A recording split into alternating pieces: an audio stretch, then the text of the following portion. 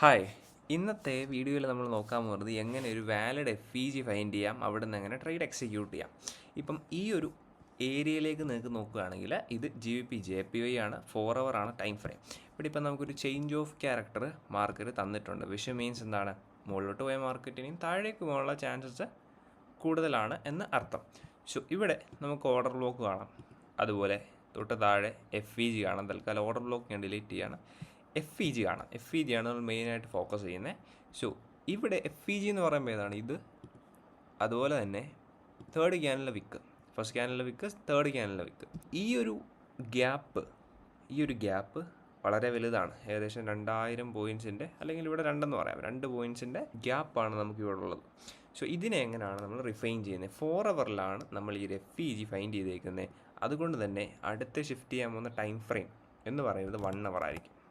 Okay, 1 hour ആയിരിക്കും. ഇവിടെ വന്നിട്ട് നോക്കുക എവിടെയാണ് നമ്മുടെ കറണ്ട് FEG എന്ന്. ഏകദേശം സെയിം ആണ്. ഇത് കുറച്ചുകൂടെ ഇറക്കി വരച്ച് കഴിഞ്ഞാൽ ഏകദേശം കൃത്യമായിട്ട് തന്നെ കിട്ടും. തൽക്കാലം ഇങ്ങനെ തന്നെ ഇരിക്കട്ടെ.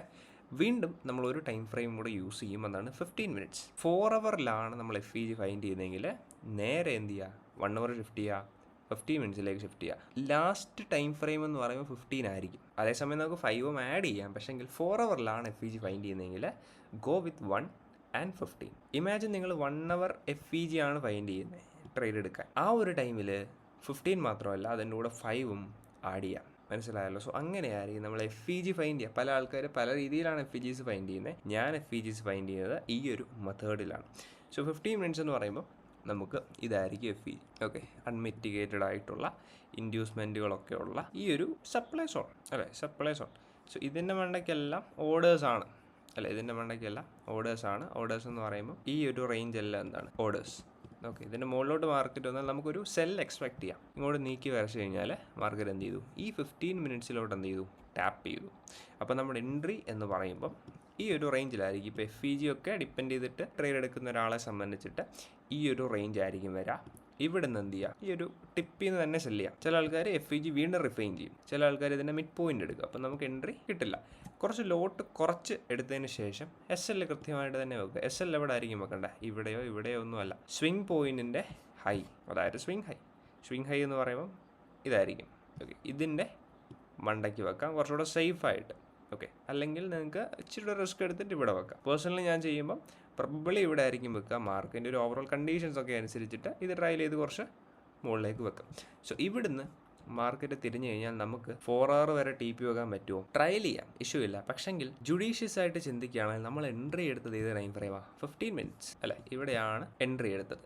ഇവിടുന്ന് എൻട്രി എടുത്താൽ നോക്കുക എവിടെയാണ് ഏറ്റവും കൂടുതൽ ലിക്വിഡിറ്റി. ചുമ്മാ കണ്ണടച്ച് തുറക്കുമ്പോഴത്തേനും നമുക്ക് കാണാൻ പറ്റും, ഇത് ലിക്വിഡിറ്റി, ഇതെല്ലാം ലിക്വിഡിറ്റിയാണ്. സോ ഇങ്ങനെ നോക്കിക്കഴിഞ്ഞാൽ ഇവിടെ നമുക്കൊരു ഓർഡർ ബ്ലോക്ക് കാണാം. ഇത്ര ഏരിയ എന്താണ്, ക്ലീൻ ലിക്വിഡിറ്റിയാണ്. വിഷ് മീൻസ് കണ്ടില്ലേ, ഇത്രത്തോളം വിക്കുകളുണ്ട്. ഇത് ലണ്ടൻ ലോ അതുപോലെ ഏഷ്യൻ ലോ ഒക്കെയാണ് ഈ ഒരു റേഞ്ച്. അപ്പോൾ ഇവിടെ നിന്ന് എന്ത് ചെയ്യാം, മാർക്കറ്റ് മുകളിലോട്ടൊന്ന് റിട്രേസ് ചെയ്യാനുള്ള ചാൻസസ് ഉണ്ട്. പിന്നീട് മാർക്കറ്റ് താഴേക്ക് വന്നേക്കാം, നമുക്കറിയില്ല. പ്രോബബ്ലി ചോദിച്ചു തന്നതുകൊണ്ട് തന്നെ മാർക്കറ്റ് എന്ത് ചെയ്യും, താഴേക്ക് പുഷ് ചെയ്യാനുള്ള പ്രോബബിലിറ്റി വളരെ കൂടുതലാണ്. സോ ഇവിടുന്ന് നമ്മൾ ട്രേഡ് എടുത്താൽ നമ്മുടെ TP എന്ന് പറയുമ്പം ഈ ഒരു സോൺ ആയിരിക്കും. ഓക്കെ, ഇതിനുശേഷം മാർക്കറ്റ് താഴേക്ക് പോയി, പക്ഷെങ്കിൽ ഡസൻറ്റ് മാറ്റർ. നമ്മൾ ഫോക്കസ് ചെയ്യേണ്ടത് 1:2 ബെയർ മിനിമം. ഓക്കെ, അല്ലാത്തൊരു ട്രേഡ് എടുക്കേണ്ട ആവശ്യമില്ല. 1:2 ഇതിപ്പോൾ നമുക്ക് ഇറക്കി വെച്ച് കഴിഞ്ഞാൽ ഇത് 1:2 അല്ല, 1:6 10 ഒക്കെ എടുക്കാം. പക്ഷേ ശ്രദ്ധിക്കേണ്ട കാര്യം, SL എത്രയാണ് വെക്കുന്നത് അതിനനുസരിച്ച് ലോട്ട് കുറച്ചെടുക്കുക. അല്ലെങ്കിൽ മാർക്കറ്റ് മുകളിലോട്ട് പോയി കഴിഞ്ഞാൽ SL അടിക്കും. അപ്പോൾ അത്രത്തോളം ക്യാപിറ്റലിൽ അത്രത്തോളം പോർഷൻ അങ്ങ് വാഷ് ഔട്ട് ആവുക. അതുകൊണ്ടാണ് ഈ റിസ്ക് മാനേജ്മെൻറ്റ് ശ്രദ്ധിക്കുക എന്ന് പറയുന്നത്. അപ്പം ഇവിടെ SL വെക്കുക, ക്ലീൻ ആയിട്ട് സ്വിംഗ് പോയിൻറ്റിൻ്റെ മണ്ടയ്ക്ക് കൃത്യമായിട്ട് വെക്കുക. അത് ഇച്ചിരി ഇത്ര പോയിൻറ്റ്സ് കയറ്റി വെക്കുക. ഓക്കെ, അതിപ്പോൾ ഒരു പെയറിനെ ഡിപ്പെൻഡ് ചെയ്തിട്ടിരിക്കും. GBP JPY എന്ന് പറയുമ്പോൾ അഗ്രസീവായിട്ട് റൺ ചെയ്യുന്നൊരു പെയറാണ് ഈ ഒരു സ്ക്രിപ്റ്റ്. അതിനനുസരിച്ച് SL കീപ്പ് ചെയ്യുക. TP എന്ന് പറയുമ്പോൾ എന്താ, സേഫസ്റ്റ് ആയിട്ടുള്ള TP. ഇവിടെ എവിടെയെങ്കിലും നമ്മൾ TP വെക്കണോ, ആവശ്യമില്ല. ഇവിടെ നോക്കി കഴിഞ്ഞാൽ കണ്ടില്ലേ, മാർക്കറ്റ് ഒരു സ്ട്രക്ചേർഡ് വൈസ് ഒന്നും അല്ല മൂവ് ചെയ്തേക്കുന്നത്. കുറച്ച് കൺസോളിഡേഷൻ ആയി, 15 minutesൽ നല്ല കൺസോളിഡേഷൻ ആയിരുന്നു. എന്നിട്ട് എന്ത് ചെയ്തു, ഇത്രയും SLകൾ എടുക്കാൻ വേണ്ടി മാർക്കറ്റ് ഒറ്റ പോക്കായിരുന്നു താഴേക്ക്. കണ്ടില്ലേ? സോ മാർക്കറ്റിനെ പഠിക്കുക എന്നുള്ള ഒരു റലത്തിലേക്ക് പോവുക. ഈ ഒരു വീഡിയോ കാണുന്ന ഒരാളാണെങ്കിൽ ഈ ഒരു കാര്യങ്ങളൊക്കെ ശ്രദ്ധിച്ച് വേണം ട്രേഡ് എക്സിക്യൂട്ട് ചെയ്യാൻ. ഓക്കെ, ഇതുപോലെ നിങ്ങൾക്ക് ട്രേഡിംഗ് റിലേറ്റ് ചെയ്തിട്ടുള്ള കൺസെപ്റ്റുകൾ അല്ലെങ്കിൽ ഡൗട്ട്സുകൾ എന്തെങ്കിലും ഉണ്ടെങ്കിൽ നിങ്ങൾക്ക് പഠിക്കണമെങ്കിൽ നേരെ എന്ത് ചെയ്യുക, കമൻറ്റ് സെക്ഷനിലോട്ട് അവിടെ ചോദിക്കുക. ഓക്കെ, അതിനനുസരിച്ച് നമുക്ക് അടുത്ത വീഡിയോസിൽ അത് ഉൾപ്പെടുത്താം. Thank you for watching.